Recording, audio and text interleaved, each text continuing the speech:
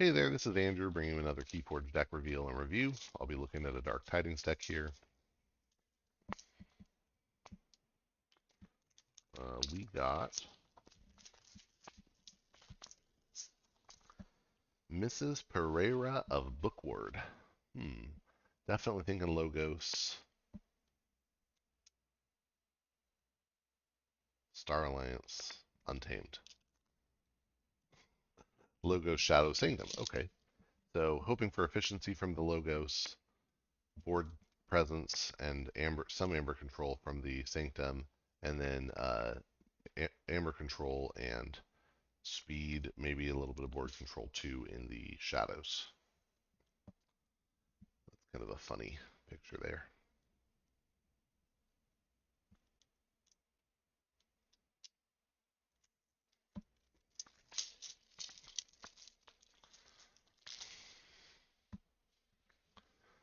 We'll be starting with Logos.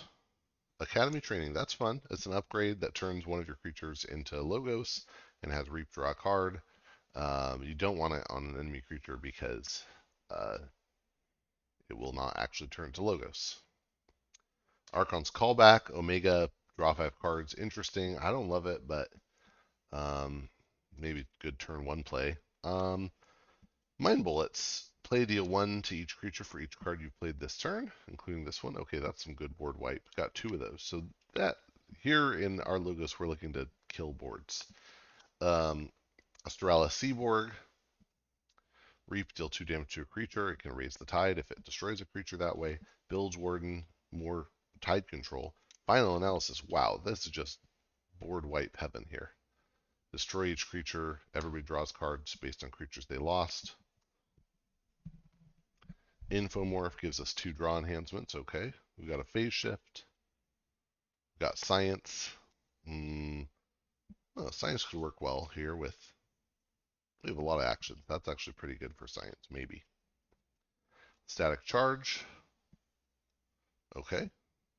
Talmadge Steelheart. So you maybe can have a turn where you completely wipe the board, just get a lot of value out of science, and then play a giant Talmadge at the end. I guess that could be okay. Um,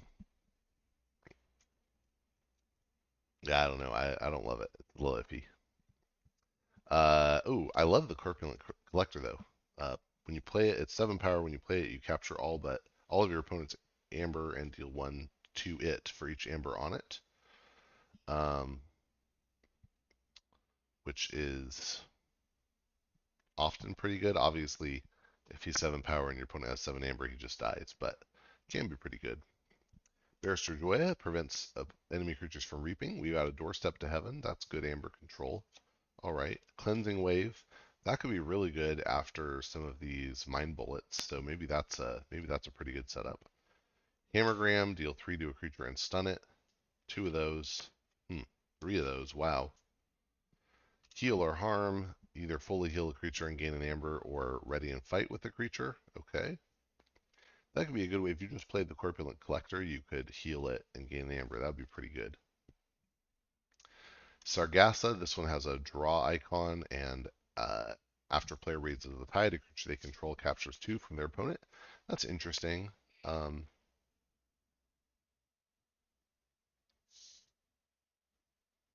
could be a pretty interesting setup. All right. Next we have Staunch Knight. It's iffy. Ooh, Strange Ordination with a draw icon on it. That's pretty crazy.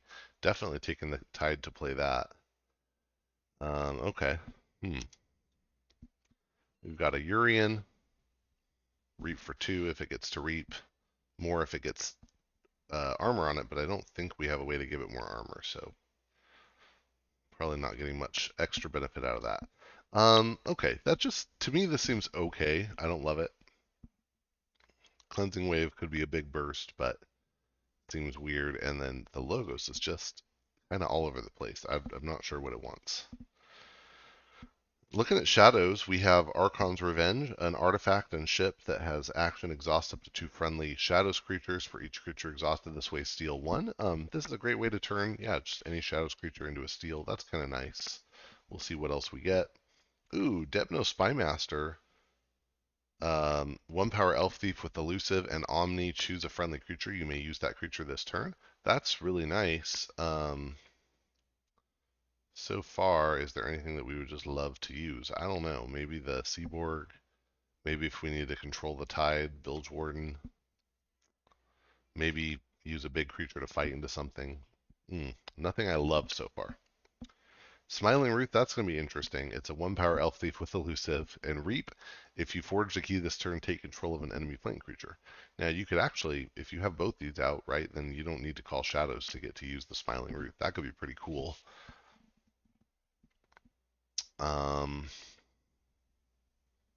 Yeah, that could be cool. Very interesting.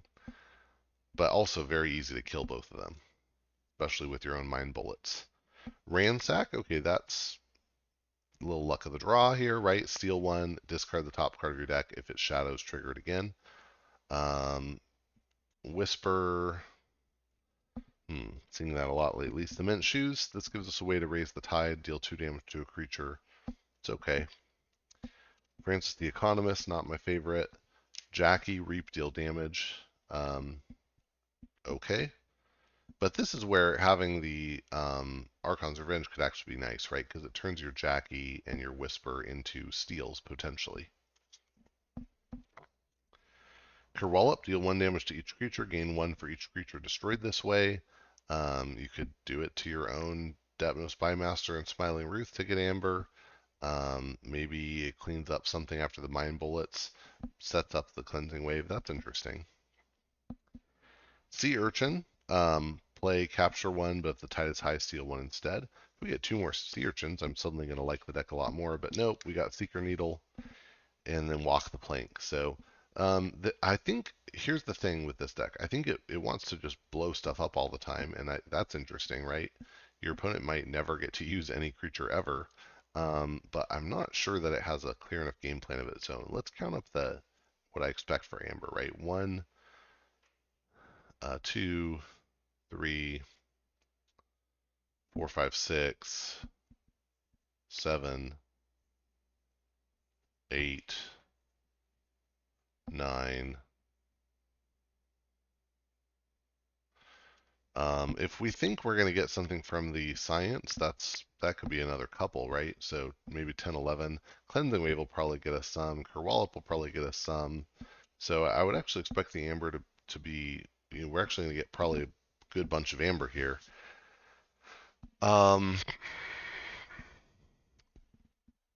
But don't have any control or disruption really. Probably not enough Amber control. And the doorstep is, if we get it at the right moment or we get the Corpulent Collector at the right moment, those could be pretty big. But again, that's going to really depend on when we get them. So yeah, it's interesting. I think it probably deserves a 65, but I don't think it's going to be the next vault winner. But let's pause and see what DOK thinks. All right, I guess 65, and DOK just continues to hate me today. It put us at 58. So I'll show that. But ooh, ouch. Bad guesses. And yeah, I can see it. I think it has probably deserves a higher E than that.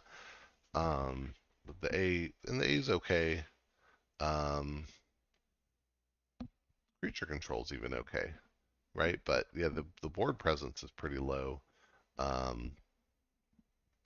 And it definitely needs to be hitting some combos to get any Amber. And this is not a deck that's going to sit on the board. It's a deck that just needs to be wiping the opponent's board to have a chance. So anyway, interesting stuff. I should give it a try just to see how it works with the science and the final analysis. Seems like a set of interesting things there. But anyway, that was Miss Pereira of Bookward. Hope you enjoyed and that you'll get out and forge some keys.